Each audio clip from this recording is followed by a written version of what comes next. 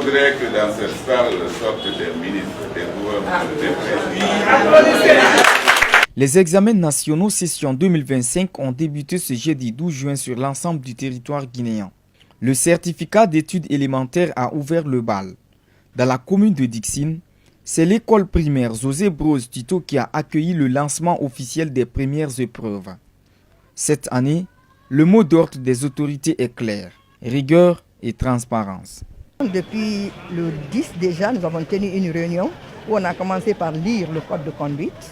On a dit aux surveillants de ne pas effrayer les élèves, de venir et laisser les élèves travailler librement, de les empêcher de copier. Ils ne viennent pas pour les éliminer, mais ils viennent pour les empêcher de se faire éliminer. C'est-à-dire qu'ils les empêchent de copier.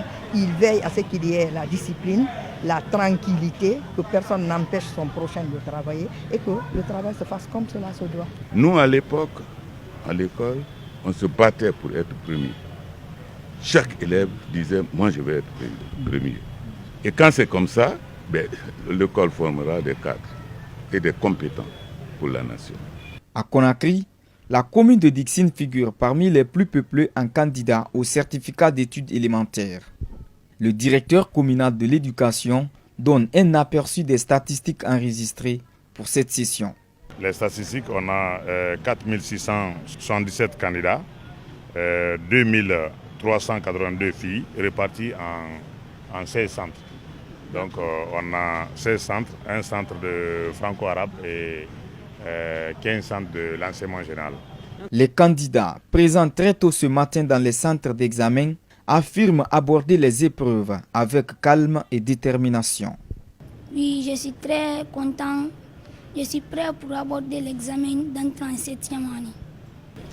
Il suffit de réviser et puis on est prêt pour aborder l'examen.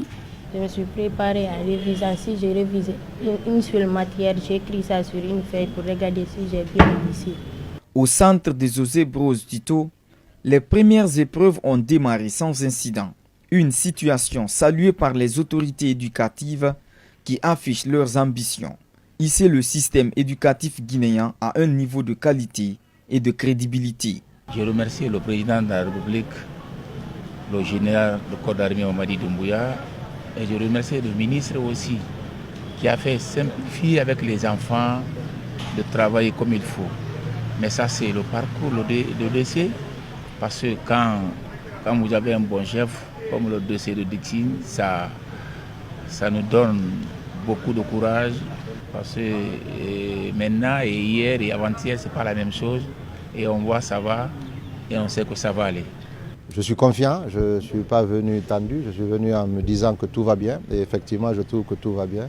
J'ai la belle surprise de trouver un de nos doyens qui est là, très proche du système éducatif, toujours, ce n'est pas aujourd'hui, c'est depuis toujours qu'il est très proche du système éducatif, donc le doyen Sidibé. Et donc je suis heureux, j'ai trouvé aussi les forces de sécurité en place, la santé, vous les journalistes aussi mobilisés, tout le monde, le directeur communal, tout le monde est en place et c'est ce qu'on veut.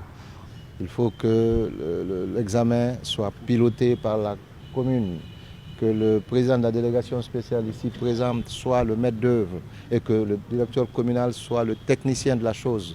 Il faut que tout cela se passe normalement, avec fluidité. Il ne faut pas cette tension inutile, il ne faut pas cette impression d'agressivité, de violence dans le milieu scolaire.